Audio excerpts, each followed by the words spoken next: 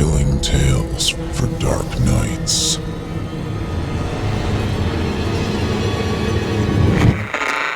Want to make sure you never miss a Chilling Tales for Dark Nights video again? Be sure to subscribe and hit that bell to turn on notifications.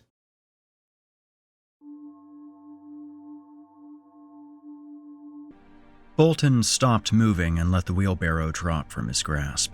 It fell to the forest floor with a soft thud that barely even registered for him as he gasped for fresh air. Sweat poured down the side of his face, and he could feel the salty liquid forming over most of his body. He took a glance at the long-sleeved shirt he had on and observed that his sweat had soaked through a good portion of its surface area. There was no doubt that his pants were in the same boat, but he wasn't too concerned about that for the moment. The exhausted man bent over, placing his hands on his knees while he continued to gasp in deep breaths of fresh air. There was an aching that rippled across his legs, and Bolton couldn't help but feel some anger towards the ground he currently stood on. Thanks to the recent bout of rain, the soil had become far more malleable than normal, which in turn caused his wheelbarrow to frequently find itself stuck in the ground.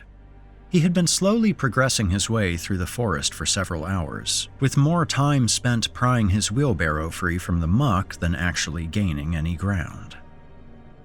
After taking the time to catch his breath, he stood up straight and leaned in towards the enormous pushcart.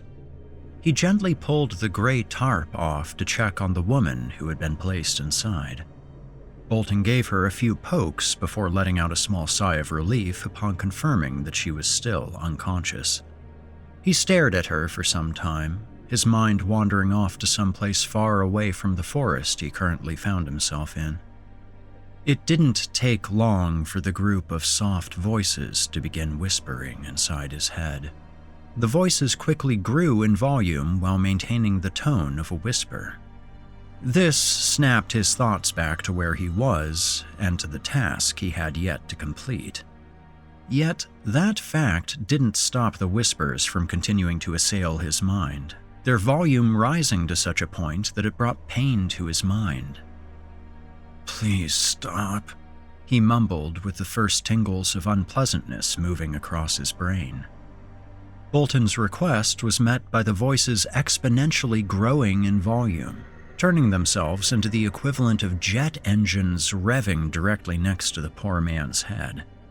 A cry of pain erupted from his lips, which broke the relative tranquility that had been present throughout the forest a few moments prior. He squeezed the palms of his hands against his ears in a futile attempt to drown out the cacophony that brought such agony to his brain.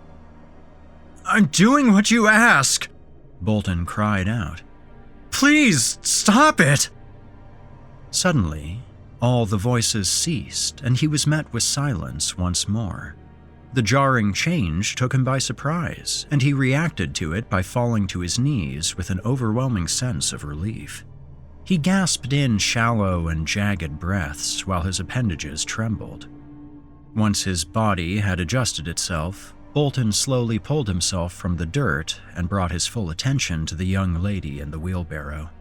Though he was sure that everything was still in order, his anxious mind forced him to double-check anyway.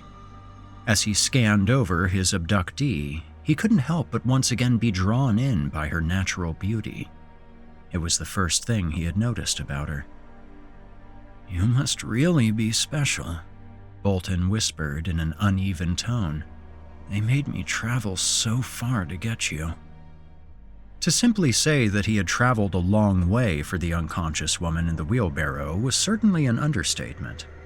After all, he had crossed through 12 different states and traveled over 2,000 miles just to find her. An act that Bolton had done at the bequest of the disembodied voices that whispered into his mind. Though he pretended to have a choice in the matter, deep down he knew that the voices would have broken him, like so many times before. That was why he had just learned to accept the fact that he was but a humble servant to them, nothing more than an agent acting on behalf of forces far greater than himself. With them whispering into his mind, Bolton had completed dozens of tasks at their bequest, and, in turn, the voices had passed large quantities of knowledge to him. They had taught him how to make restraints, completely crafted from the plant life of the forest that he lived in. There were lessons in creating sleeping agents from simple herbs and fauna that could be made so potent that a grown adult might be placed in an unconscious state for days. One of these said sleeping agents was the sole reason that Bolton's new abductee hadn't woken hours ago with cries of terror. Of course, he would have never needed to drug her in the first place if not for the whispers. They were a ubiquitous force in Bolton's life and had been for the past several months, slowly creeping into his brain at first, but eventually overtaking all other priorities to become his sole focus. Though it did not seem like it, the arrangement had been beneficial for both parties. The voices gained a physical form that could carry out their important work for them, while Bolton felt that he was wanted. No, that he was needed. Being needed by another was a situation that he had not experienced for quite some time, so even if the feeling was delivered by disembodied voices, he still eagerly accepted it. After a few more minutes of rest, he was finally able to get back to the important duty he had been tasked with. Bolton brought forth all his might and began to push the wheelbarrow forward once again. The weight of the abductee's body continued to push the front wheel of the barrow into the mud, but he was not bothered by it as much anymore. He had found a new sense of strength in those few moments of rest and was able to push forward with far greater results for his efforts. It took roughly 2 additional hours, but he finally closed in on the place he needed to be. A familiar clearing eventually entered Bolton's line of vision, and he realized his goal was in sight. There was but one more eager push made by him before he had broken through the thicket of trees. He wheeled the abductee about a dozen or so feet into the clearing and then came to a stop. Bolton gently lowered the wheelbarrow, a gesture of respect to the great presence he found himself in the company of. He took a brief pause to catch his breath, as well as to wipe the droplets of sweat from his brow, before shambling around the pushcart and moving a few feet in front of a set of evenly spaced out willow trees. I've done what you asked," Bolton wheezed out. He gestured with his left arm at the wheelbarrow. "She has been brought to you." "Good," the voices softly whispered in unison through Bolton's mind. "You know what must be done now." "Of course," Bolton replied while gasping for a breath of fresh air. He glanced at the pushcart out of the corner of his eye and couldn't help but think about the tingling pain that already flowed through his legs. The act of pushing the wheelbarrow alone had taken so much out of him, Bolton seriously doubted if he could complete the rest of his work. The willows must have picked up on his hesitation, for their unorganized whispers filled his mind in an instant. This simple strategy drove him to his knees, once more in pain, while proceeding to push all hesitation from him. Just as soon as they started, the voices stopped and he was allowed to scramble to his feet. Bolton immediately set to work by grabbing the wheelbarrow once more and moving it to where it was directly in front of a freshly made hole. He had dug the shallow hole 4 days prior and had grown worried that the rains would have destroyed his progress, but he was happy to see that the small pit was as he had left it. He fished in his pockets for a few moments before pulling out a vial of the sleeping agent he had administered to the abductee days prior. For the next part of his task, he had to be sure that the woman would not wake up. The idea of the young lady regaining consciousness in the middle of the process he was about to undertake sent a shiver down his spine, while creating a feeling of repulsion in his gut. A small needle puncturing the skin of the unconscious woman was all it took for him to administer another dose of the sleeping agent, thus freeing him to complete the next step in the process. He grabbed hold of both of the woman's arms and tried his best to pull her from the pushcart without dropping her to the ground. Bolton struggled with the woman's weight in his arms, but he was eventually able to lower her onto the wet mud in a gentle manner.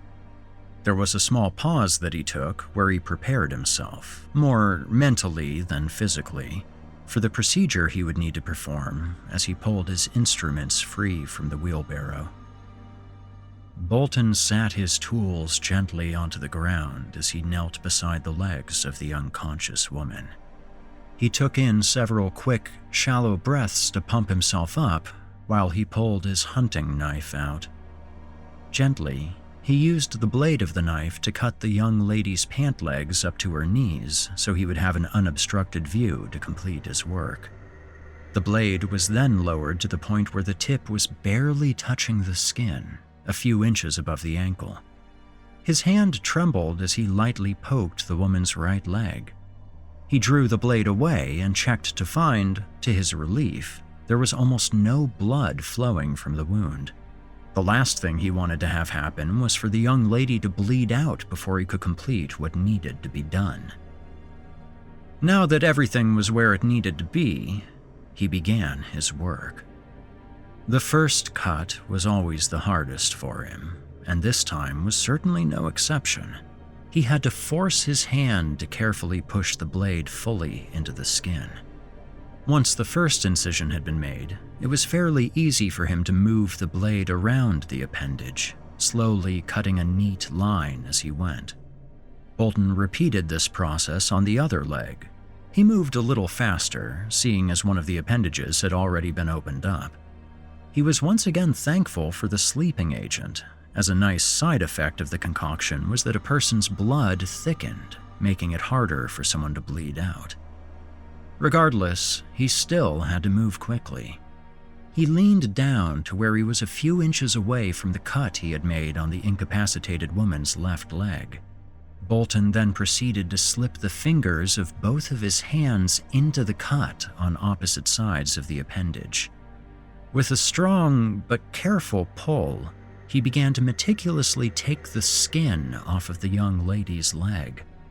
He ran into a bit of trouble with the ankle, but he quickly resolved the issue and completely removed the outer organ. Immediately, he repeated the process with the right leg, revealing the muscular tissue of the woman's appendage.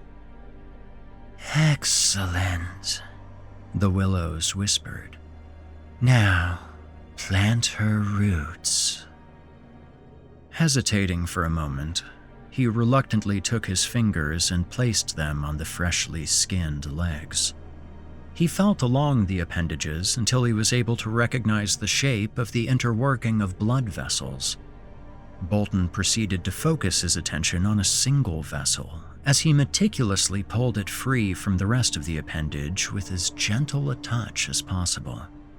Once he was successful, he continued the unnerving process, pulling dozens of vessels away from the unconscious woman's legs. Blood started to flow more freely with each new vessel he worked on, which caused him to slow his process more and more thanks to a growing sense of anxiety. Eventually, Bolton felt that he had done enough and stood up as he wiped as much of the crimson liquid off on his pants as he could. Not wasting another moment, he took hold of the young lady's arms once more and dragged her body in such a way that her feet ended up falling into the hole he had dug days prior. He then took a few moments to double-check that the area of the woman's body with removed skin was below the top of the small pit. Once this was confirmed, he quickly pushed the pile of mud he had left days earlier into the hole and maneuvered the earth about so that it went up to the abductee's knees. The manic energy of being close to finishing his project filled Bolton with excitement, and he moved with a fanatic eagerness. He quickly gathered up a wooden cross he had fashioned weeks prior and moved to place it just behind the filled-in spot. Once he was confident that the cross was secured enough in the ground, he hoisted the incapacitated woman to a standing position and placed her back against the wooden object. He undid the plant-made bonds that had restrained her and used them to secure the young lady's arms to the cross. This left the abductee in a position very similar to that of a scarecrow, minus the fact that her legs were halfway buried in the ground. Bolton stepped back and took a few moments to double-check his work before finding it to be satisfactory. He wiped another bead of sweat from his forehead as he turned his attention to a spot near the edge of the clearing, where his first bit of work stood in line with many others. Slowly, he began to meander down the row of 50 or so people, all in various stages of their transformations. As he passed each person, he could easily identify the plant-like features that had started to overtake otherwise normal-looking people. The skin of those further down the row had hardened and changed in color, making it more akin to bark than anything else. Some of the abductees had started to grow flora from their bodies or sprout tree limbs. All these mutations were proof that he had done his work correctly, and he couldn't help but beam with pride at his accomplishments. Eventually, Bolton reached the end of the row and gazed up at the first person he had abducted. Of course, by this point, they were far closer in nature to a tree than a human being. The transformation led to rapid growth, causing the abductee to stretch to well over 15 feet in height.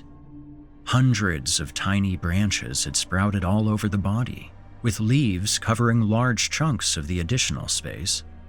Though the general shape of the abductee had been left intact, they had all but been remade into something completely different. Bolton brought his gaze up to the enormous head perched atop the new creation. He couldn't help but be fascinated by the fact that, though bark-like skin now covered the being, some facial features from what the abductee once was still remained. Suddenly, a rustling began to sound, which was quickly followed by the eyes of the creation snapping open. It surprised Bolton to see that the eyes were made of flesh and not crafted in the image of a tree like the rest of the creature's body. The thing turned its gaze down to meet his stare, and the two stood still in complete silence as they each studied the other. "You have done well," the willows suddenly whispered inside his mind. "We have enough now to take our revenge on those who seek to destroy us. They will pay," the whispers growled, "for cutting down our brethren and using their corpses for nothing more than profit. The first one of our creations is now complete and ready to distribute justice." With that, the enormous mutation began to slightly move the appendages on its sides that had once been arms. It was clear that the wooden features made the limbs stiff and hard to move, but the creature eventually was able to flex them with relative ease. A series of creaking sounds accompanied each movement of the new being as it continued to loosen itself in preparation for the traveling it would have to undertake. Bolton continued to stand still, completely mesmerized by the beauty of the thing. He did not feel threatened by the creature that towered over him. In fact, its presence seemed to calm him more than anything. The creation continued to loosen its form for several more moments before turning to the task of freeing its legs from the ground. Bolton remained still while the creature shifted and moved the ground right in front of him. For some reason, the sensation of calm that hung over him had continued to increase with each passing moment, pushing him to relax even further. Finally, the creature was successful in ripping one of its legs free from the ground, sending large chunks of mud and rock into the air. The mutation brought its appendage down onto the soil with a loud thud that was powerful enough to cause Bolton to stumble backwards for a moment. "The pheromones are working better than expected," the whispers mused. "They will be too relaxed to even process what is happening until it is too late." After a few more seconds, the creature ripped its other leg loose from the ground and was now able to move freely. Yet the thing stayed put, staring down at Bolton with its enormous eyes of flesh and blood. A bad feeling began to bubble in the pit of his stomach, but the pheromones being secreted by the creation overpowered his anxiety and kept him from fleeing. The mutation slowly bent down, where it snatched up Bolton and lifted him towards its face. His mind completely comprehended what was happening, but despite his instincts to fight, he remained limp in the creature's grasp. The time has come to strike down mankind. They have had their time to dominate this world, but now it is ours. There was a pause in the whispers before they filled Bolton's mind once more. Though you have served us well, you are still one of them. So we are afraid it is time for your end. Wait, Bolton quietly mumbled. You can't do this. Before he could protest any further, the creature closed its hand around him, squeezing with all its might. The sounds of cracking bones filled the air as he gasped out in agony while the air was forcibly expelled from his lungs. Broken bits of bones punctured vital organs and skin across his body, allowing blood and viscera to freely flow from inside of him. The mutation kept squeezing until a final, loud pop sounded. It then opened its hand inch by inch, then turned the appendage over and allowed Bolton's lifeless body to fall to the forest floor. The corpse hit the ground with a loud thud that was quickly followed by silence. After a few moments, the monstrosity thundered forward in the direction of the nearest settlement of humans to dole out justice, while Bolton's corpse lay in the wet mud, surrounded by his creations. He would make an excellent fertilizer for them.